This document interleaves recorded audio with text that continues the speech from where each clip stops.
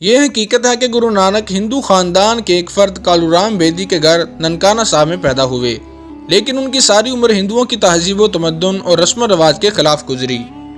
گرو نانک کی پیدائش پر خاندان کے پروہت ہردیال نے ان کی پیشانی سے جب نور پھوٹتا ہوا دیکھا تو اس نے ہاتھ جوڑ کر نمسکار کیا اور نانک کی جنم پتری دیکھ کر کہا کہ ہندو اور مسلمان دونوں ہی اس کی تعریف کے گیت گائیں گے، یہی نہیں پرندے اور جنگلی جانور اس کا نام لے کر اپنی حیوانیت کو تیاگ دیں گے۔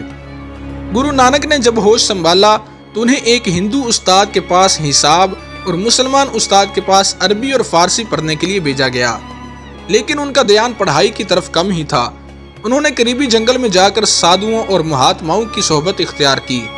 نانک حق کے متلاشی تھے، لیکن ان کے گھر والے انہیں عمومی کام کاج میں مشغول رکھنا چاہتے تھے۔ اس کے لیے کبھی انہیں بھینس چرانے کے لیے بھیجا گیا تو کبھی کاروبار کرنے پر مجبور کیا گیا، اور آخر کہا گیا کہ اور کچھ نہیں تو کھیتی باڑی کا کام ہی کر لو، جس پر نانک نے کہا کہ میں تن کے کھیت میں دل کو ہل چلانے والا بنا کر نیک کام کاشت کرنا چاہتا ہوں، اور جب فصل اگے گی تو میرا خاندان ہی کیا تمام دنیا خوشحال ہو جائے گی۔ جب نانک کے اعتبار سے ان کے گھر والے مطمئن نہ ہوئے تو آخر کار انہوں نے نانک کی شادی کر دی کہ شاید اسی طرح وہ دنیا داری کی طرف مائل ہو جائے۔ اور دوستو، داتا صاحب رحمۃ اللہ علیہ کی مشہور کتاب کشف المجوب کے اندر ڈاکٹر تارا چند لکھتے ہیں کہ گرو نانک جو کہ سکھ مذہب کے بانی ہیں 1469 میں پیدا ہوئے۔ ان کی ہمشیرہ کے خاوند کا نام جے رام تھا، جو نواب دولت خان لودھی کا ملازم تھا۔ نواب دولت خان سلطان بہلول لودھی کا رشتہ دار تھا۔ ہمشیرہ نے نانک کو بلا کر نواب دولت خان کے ہاں مال زکوٰۃ کا منشی تعینات کرایا۔ 30 سال کی عمر میں انہوں نے ملازمت چھوڑ دی اور گھر بار چھوڑ کر فقیری اختیار کر لی۔ گرو نانک نے ہندوستان، لنکا، ایران اور عرب کے 4 سفر کیے اور 40 سال تک ان ملکوں میں مقدس مقامات کی زیارت میں مشغول رہے۔ شیخ شرف الدین بو علی قلندر رحمۃ اللہ تعالی علیہ آپ کے استانے پر وہ ایک مدت تک رہے۔ اس کے علاوہ وہ مشائخ ملتان کی صحبت میں بھی رہے اور بابا فرید الدین گنج شکر کے خاندان میں شیخ ابراہیم فرید چشتی سے بھی فیض حاصل کیا۔ گرو نانک کا مشن ہندو اور مسلمانوں کو ایک کرنا تھا۔ صوفیہ اسلام کی صحبت میں رہ کر انہوں نے ہندو عقائد مثل بت پرستی، اتار وغیرہ عقائد ترک کر دیے۔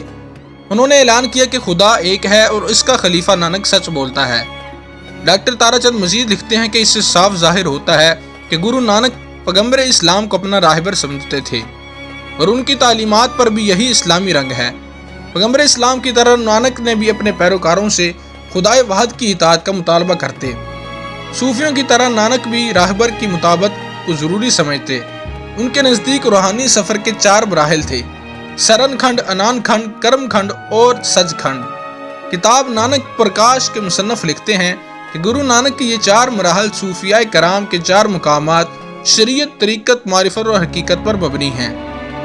اسلام کا گرو نانک پر کتنا گہرا اثر ہوا یہ بات خود بخود ظاہر ہے، بیان کرنے کی ضرورت نہیں، اور ان کے اقوال اور افعال اس کی شہادت دے رہے ہیں۔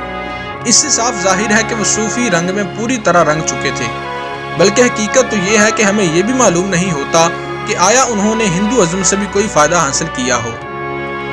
اور دوستو، حقیقت تو یہ ہے کہ حضرت شیخ ابراہیم فرید چشتی جو بابا فرید الدین گنج شکر رحمۃ اللہ علیہ کے 12ویں پشت پر تھے، ان کی تعلیم و تربیت سے وہ مقام فنا فی اللہ میں تو پہنچ گئے، لیکن ان پر مقام بقا لوٹنے کے بجائے شاہ بو علی قلندر کا قلندری رنگ چھا گیا اور دائمی استغراق میں رہنے لگے، جس کی وجہ سے آپ کو نہ حجامت بنوانے کا ہوش تھا اور نہ دنیا کے دیگر کاموں کا۔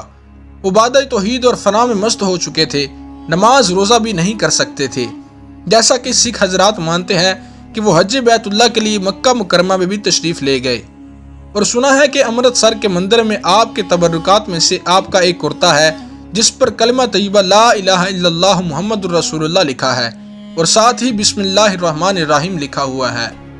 اور گرو نانک کے کلام کے مجموعے کا نام گرنتھ صاحب ہے، جو حضرت شیخ ابراہیم فرید کی شاعری سے لبریز ہے۔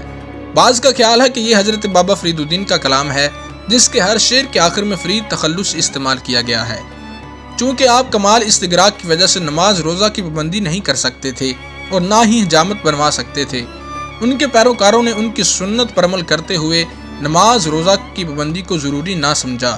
اس لیے ایک نئے مذہب کی بنیاد پڑ گئی اور مغل بادشاہوں اور سکھوں کے درمیان سیاسی جنگوں کی وجہ سے دونوں مذاہب کے درمیان خلیج اور بھی وسیع ہو گئی۔ اور دوستو گرو نانک نے مکہ، مدینہ اور بغداد کا سفر بھی کیا۔ اس سفر میں ان کا چیلا مردانہ ان کے ساتھ تھا۔ جب وہ تھکے ماندے رات کو مکہ پہنچے تو رات کو سوتے وقت انہوں نے اپنے پاؤں خانہ کعبہ کی طرف پھیلا دیے۔ وہاں ایک مولوی نے ان کو ٹھوکر مار کر جگایا اور کہا کہ تو حج کرنے آیا ہے اور تجھے اتنا بھی نہیں پتا کہ تو نے خانہ خدا کی طرف ٹانگیں پھیلائی ہوئی ہیں۔ گرو جی نے بڑی سکون سے جواب دیا اور کہا کہ حضور جس طرف خانہ خدا نہ ہو میری ٹانگیں اسی طرف کر دیجئے۔ مولوی صاحب جس طرف گرو نانک کی ٹانگیں گھماتے اسی طرف خدا کا جلوہ نظر آتا، جس پر وہ چلانے لگا کہ اللہ اللہ، ہندوستان سے کوئی بزرگ آیا ہے جو لوگوں کو خدا کا دیدار کرا دیتا ہے۔ گرو نانک نے جب تبلیغ کا سفر ختم کیا تو انہوں نے اپنے آخری سال کرتارپور میں گزارے۔ یہاں ہزاروں لوگ ان کا دیدار کرنے آتے۔ گرو نانک نے کئی آزمائشیں لینے کے بعد اپنی گدی بائی لہنا کو سونپ دی۔ اس کے بعد انہوں نے اپنے خاندان اور خادموں کو جمع کیا اور خدا کی حمد و ثنا بیان کی۔ پھر تمام مجمع نے ایسا ہی کیا۔ اتنے میں بابا گرو نانک مراقبے میں چلے گئے اور اسی حالت میں ان کا وصال ہوا، جس کے بعد ان کے ہندو اور مسلمان مریدوں میں جھگڑا ہو گیا۔ مسلمان مرید کہتے تھے کہ ہم ان کو دفنائیں گے اور ہندو کہتے تھے کہ ہم اپنی رسم کے مطابق ان کا سنسکار کریں گے۔ آخر میں دونوں اس بات پر متفق ہو گئے کہ دونوں اپنے اپنے پھول ان کے جسم پر رکھ دیں۔ صبح جس فریق کے پھول نہ مرجائیں گے وہی ان کے جسم کا وارث ہوگا۔ دوستو جب صبح ہوئی تو دونوں فریقین کے پھول تازہ تھے اور مہک رہے تھے، لیکن جب چادر ہٹائی گئی تو بابا گرو نانک کا جسم غائب تھا۔ اور آج ان کا مزار پاکستان میں ضلع ناروال کے ایک گاؤں کرتارپور میں موجود ہے، جہاں پر ہر سال ہزاروں سکھ یاتری لوگ آتے ہیں اور مسلمان بھی وہاں پر حاضری دیتے ہیں۔